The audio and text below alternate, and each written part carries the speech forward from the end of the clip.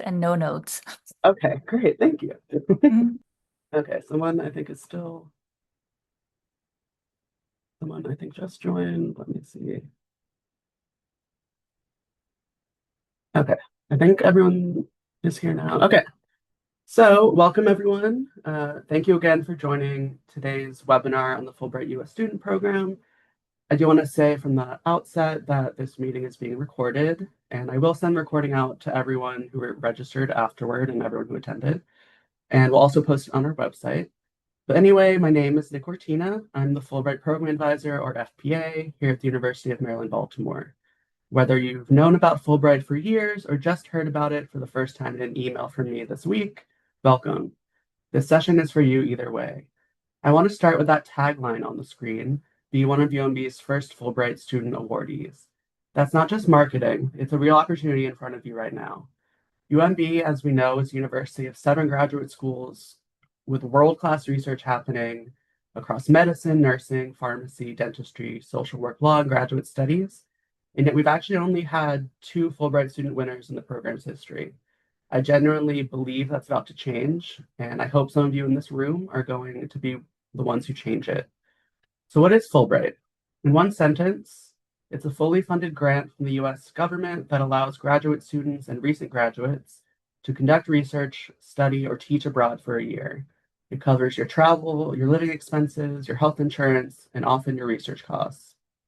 And it's open to students in all 7 UMB schools. If you are doing meaningful work in your field and have even a seed of an idea about how that work connects to another country, then Fulbright is worth your attention. One quick note before we get started is that I am going to save questions until the end, mostly because I can't see the chat when I'm presenting. So let's get into it.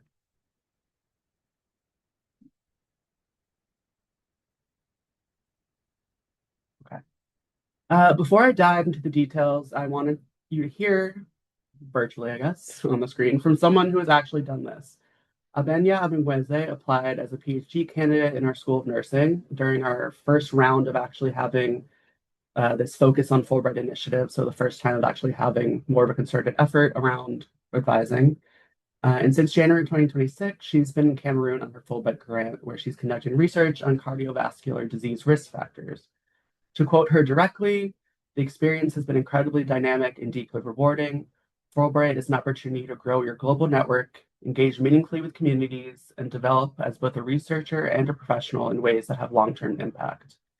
I want to draw your attention to those 3 bullet points.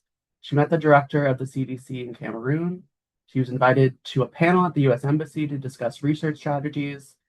She delivered a seminar at a leading university on Fulbright and global research, and those were all just within the first really 4 to 5 months of her being there. And those aren't things that really would have happened through a standard research trip. They happened because she was a Fulbright grantee, and that title opens doors that few opportunities do. And she told me directly that I would absolutely encourage students to pursue applying for Fulbright. It truly is a once in a lifetime experience. Abenya is exactly the kind of student this program is designed for, and so are you. Keep that in mind as we go through today's presentation. Here's a quick roadmap of what we'll cover today. We'll start with a program overview, what Fulbright is, who runs it, and what the different award types look like. Then we'll cover eligibility, benefits, and the application timeline. I'll do a brief demo of the Fulbright website, which is actually a really useful tool, even just for exploring your options. And then we'll open it up for a Q&A. We also have time at the end for individual questions, and I want to encourage you to use that. One note is that if you're joining today and realize partway through that you're not ready to apply this cycle, that's totally okay. This webinar is also just a good introduction to the program for future reference. And if you want to stay connected, there's a brief form you can fill out or really just email me after today's session so I can reach out to you directly. All right, so let's start with the basics.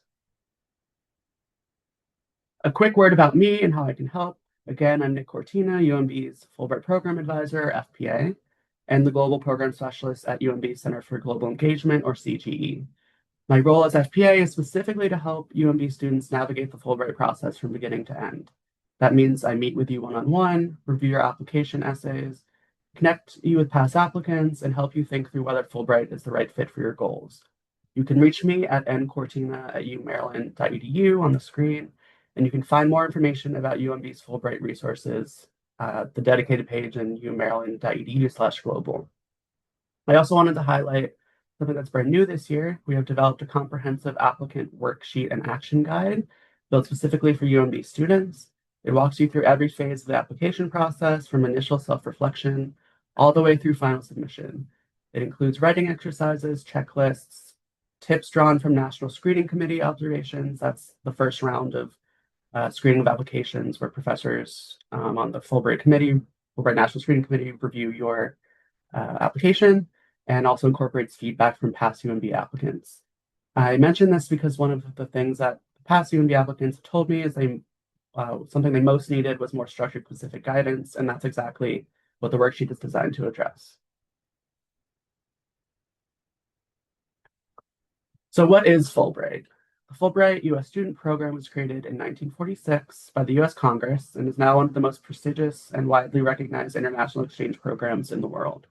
It's sponsored by the U.S. Department of State through its Bureau of Educational and Cultural Affairs, and the student program is administered in the U.S. by the Institute of International Education, or IIE.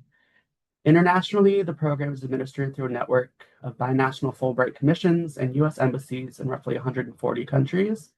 When you apply for Fulbright, you're not just applying to go abroad, you're applying to become part of a network of over 400,000 alumni who have held Fulbright grants since 1946. The program's mission is stated right there on the slide: to foster mutual understanding between nations, advance knowledge across communities, and improve lives around the world. That last part about mutual understanding is actually the heart of everything. Fulbright is not purely an academic or research or study grant, it's a diplomacy program. Fulbright wants people who engage with their host country, build relationships, and represent the United States thoughtfully. We'll come back to that idea because it shapes how you need to write your application. Now let's talk about who's eligible. There are a few basic requirements. First, you must be a U.S. citizen by the application deadline, not just a permanent resident. Second, you need a bachelor's degree or equivalent by the time your grant would start. Third, and this is important for many of you on the call, you cannot have a conferred doctorate at the time of your application. So if you're currently in a PhD program and haven't defended yet, you're eligible. If you have already earned your PhD, you would need to look at the Fulbright Scholar Program, which has a separate process. And if anyone's in that situation, we can talk afterward. There are also country-specific requirements. And this is very important because some countries require language proficiency, others have discipline preferences. So you always want to read the full award description for any country you're considering. On the right side of the slide, I want to highlight two things in particular. First, Fulbright's not GPA focused. They actually explicitly say this every time when we're observing national screening committees. Reviewers do not run GPA competitions. They're looking for people with compelling projects, genuine international motivations, and the personal qualities to be effective cultural ambassadors. Your UMB graduate training, whether that's clinical research, legal clinic work, social work practice, or public health field work, is exactly what Fulbright is looking for. Second, you can actually apply for up to 7 years after graduation. In fact, our first U.S. student awardee applied when she was an alumna in 2018. So if you're a recent UMB graduate, you may still be eligible. Don't assume that you've aged out. There are two main types of Fulbright student awards, and it's worth understanding the difference because they call for very different applications. The first is the Study/Research Award. This is what most UMB students will pursue. It's for independent research, study, or arts projects abroad. There are over 800 of these grants available in up to 140 countries, typically for 6 to 12 months. If you have a research project, a dissertation chapter, a public health study, a legal analysis, a clinical investigation, or something like that that would benefit from being conducted in a specific country, this is likely your award type.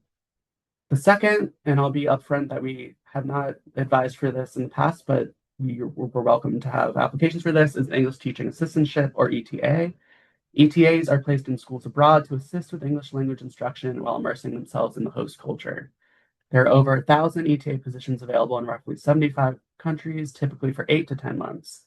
ETAs also have a secondary project component, which is something you pursue alongside your teaching assignment. If teaching, cultural exchange, and language immersion appeal to you more than research, this might be the right fit. One thing worth noting is that in some countries, the study research grant can be used for enrollment in a graduate degree program abroad, not just independent research. We call this the graduate degree enrollment option. So if there's a master's program at a foreign university that would significantly advance your work, that may be an avenue worth exploring. The country award description will tell you whether that option is available. Let's talk about what Fulbright actually covers, because this is usually the part that many people want to know.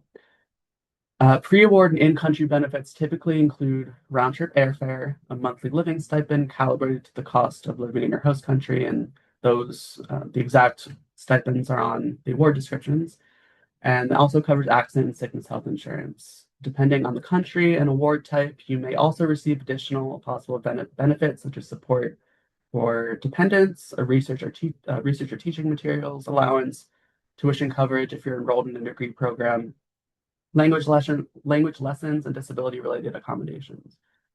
Post-award, the benefits are significant in a different way. You become part of the Fulbright Alumni Network, which I mentioned earlier, which is one of the most connected professional communities in the world. You get access to the State Department's alumni website and a lifetime Fulbright email address. You're automatically eligible for membership in the Fulbright Association, which has chapters across the country.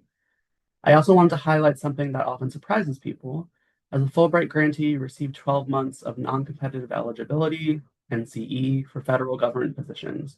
That means you can be hired directly into federal jobs without going through the standard competitive application process. And if a government career is on your radar at all, that's a very meaningful benefit to keep in mind. Now let's look at the timeline so you know exactly where we are in the cycle and what's coming. Right now, from April through September, is the active preparation period. This is when you're doing your self-reflection, developing your project idea, identifying a host country affiliate, drafting your essays, and working with me as your FPA.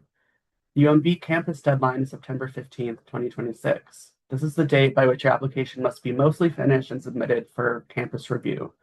This is basically where me and people on our UMB Fulbright committee review applications and provide final feedback for you to incorporate before the national deadline of October 6th, 2026 this year.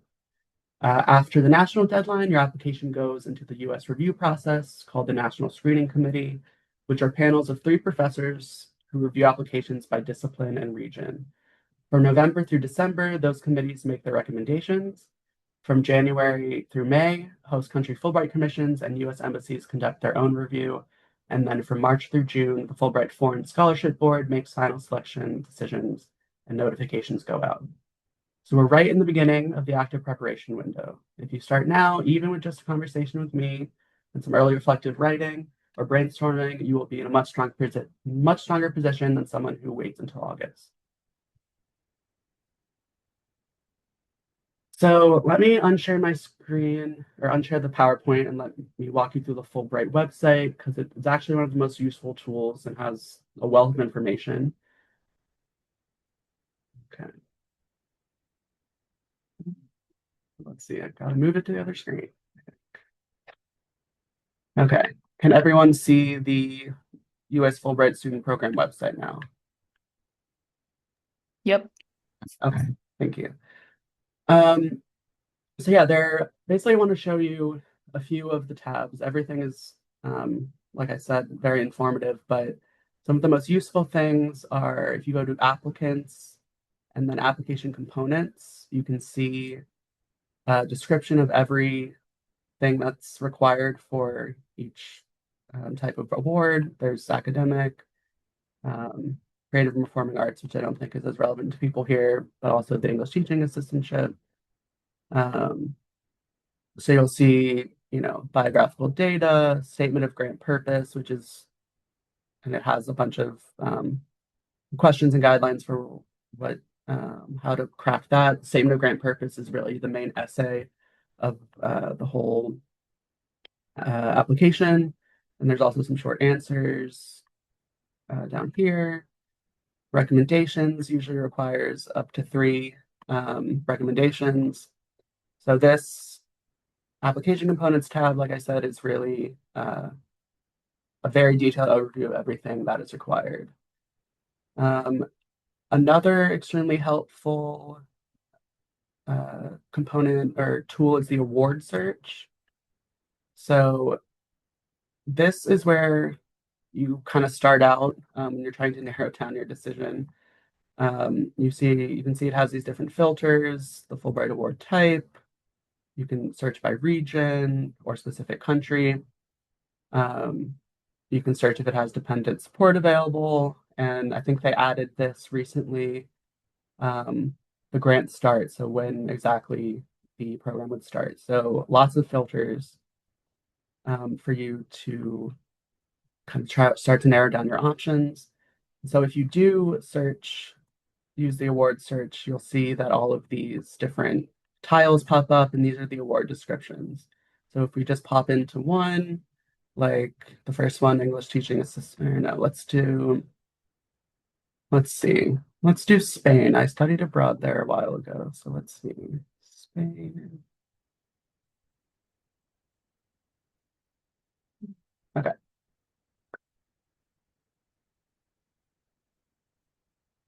so if we just look at the Open Study Research Award for Spain, you'll see at the top of this little tile, it actually shows you how many are available. So there's 12 available for that specific award. And if you go down, you'll see award profile, the grant link, period, specific information about orientation, the candidate profile, and it might note specific um, fields that they're especially looking for. A lot of these award descriptions also have like videos or what life's like, eligibility. Very importantly, if a foreign language evaluation form is required, in many cases, it is. In some cases, though, some countries it's not required for specific awards, or it might just be preferred. So the foreign language evaluation form is a very important thing to keep in mind when looking through the award descriptions. Um, some of them give you help on affiliations and who you could reach out to, because um, really every uh, Fulbright award requires that you have a letter of affiliation, either from like a research lab or a university that you could affiliate with. So many countries give advice on where to look for that. It'll go through the award benefits, and like I had mentioned earlier, each description has the stipend amount. And if there's any one-time allowances or additional grant benefits, if it helps with dependents, if it helps with housing arrangements, and then these are important at the bottom. The Fulbright Program Management contact, that's who we can get in touch with together if there's any questions that I'm not able to answer, additional online resources. And then at the very bottom, you'll see that there's this button that says statistics. So they update this after every award cycle. Um, let's see. So this is helpful if you kind of want to do some looking into how competitive your specific country is. I will say that you shouldn't base your decision on the statistics. You should really base your decision on kind of what award and what country you think you can really do the most compelling work in. But this can, obviously be a factor in deciding that. So you can see, for instance, like Spain, like I was showing, is probably extremely popular. So you'll see for 2026 to 2027, or maybe they don't have those yet. Um, it had like 244 applications and only 25 awards. Whereas a country like maybe, let's see, like, well, Thailand, like Indonesia probably is a lot less. So 31 applications, 9 awards. So, like I said, don't really base your decision off of the statistics, but it is a helpful kind of thing to have in your back pocket as you're narrowing down decisions. In terms of other things on the website, let's see. There's the grantee directory, which is actually a really helpful tool if if you want to reach out to any alumni that have done the Fulbright in your specific country. It doesn't actually show their email address, but you can usually find that Googling on someone's LinkedIn. Um, Getting started program or getting started page is very useful. And then the actual application is under applicants, Fulbright online application. That's where you can kind of see how the application actually looks. But I won't go into it because I think it'll make me make a fake application. There's also virtual webinars. Um, led by the Institute for International Education. Um, so this is a good resource to connect with IIE people. Um, for instance, May 27th, they have application tips on the statement of grand purpose, a program overview similar to what I'm doing now, alumni voices. So, like I mentioned, and like you can really see, the Fulbright website is really a wealth of information. And a lot of times I will point people to the website. The award descriptions, especially, are kind of like the end all be all. We kind of want you to read those as a job description, make sure that you're um, really understanding everything that the award is asking for.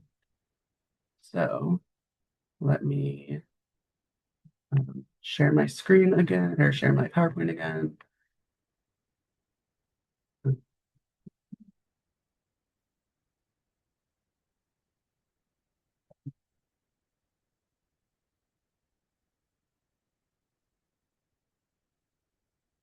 Probably see my notes, but that's okay.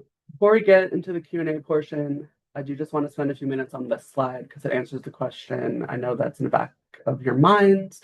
What does it actually take to win a Fulbright? So, as listed on the screen, three things matter most, and this is what the campus committee and everyone will scrutinize most closely. The first thing is feasibility. This is the most heavily weighted and most commonly underdeveloped factor in Fulbright applications. Reviewers ask if people can actually pull this off in the 9 to 12 months in a foreign country with the resources available. You need to answer that question on every level, which means a specific month by month timeline, not just I will conduct research. It means naming methods, not just various qualitative approaches, and it means confirmed access to resources, facilities, or populations you need, ideally documented through your affiliation letter. And it means an honest, concrete plan for your language development if that's relevant to your project. Second is cultural ambassadorship. Like I mentioned earlier, at its core, Fulbright is a diplomacy program. Reviewers are evaluating whether you will represent the United States thoughtfully and build genuine connections with your host community. That means naming specific organizations, events, or communities you plan to engage with, not just writing that you'll immerse yourself in the culture. It means framing your work as collaborative and not extractive. You're not going to help the host country, you're going to work alongside them. And third is really just a strong project with a clear research question written importantly for a non-specialist. There is a panel of three professors who read projects, but it's not always guaranteed that it will be in your exact field. So you really need to write for what's called like a educated generalist, and you really need an explicit, convincing answer to why must this happen in this specific country. Essentially, when people ask um, like what's the core Fulbright and what you want to write in your statement of grand purpose, it's to get at why do I need to do this specific work in this specific country at this specific time in my career and personal trajectory. So I know that was a lot of information, so I wanted to open up for questions. I'm happy to take questions, whether it's about what we covered today, about your specific situation, or about the process in general. Um, like I said, I will be emailing this out to everyone, and please do email me at ncortin@umaryland.edu if you'd like to reach out directly. So let's see. I think Lauren, you have a question? Yes. Hello. Um, so you mentioned earlier about for like these research grants, you typically need another affiliation from the university or institution you'll be working with. So as part of our research into possible locations, should we be reaching out to people first and saying and asking them like, would you be willing, or is that more of like a that comes later? Yeah, that would normally come a little later once you have like a very developed project idea.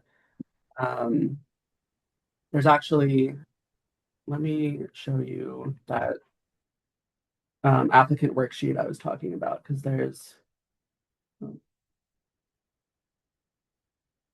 where did it go? Yeah. Second.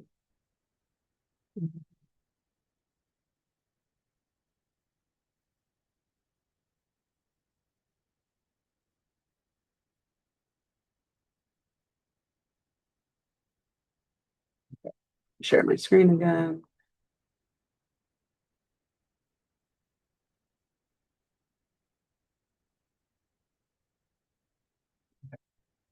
So you'll see down here there is a cold email template. Um, there's a whole section really on finding the affiliation.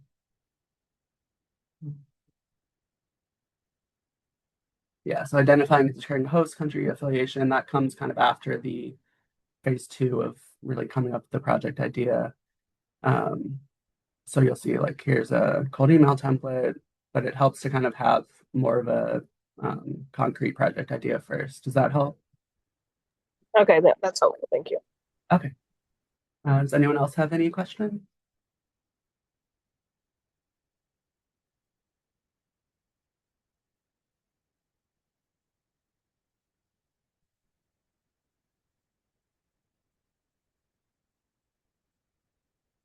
Okay.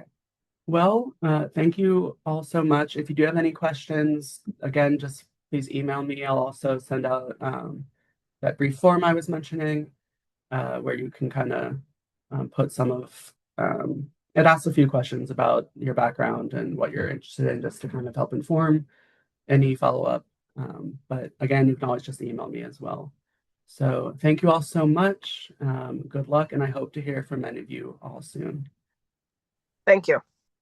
Thanks. Thank you.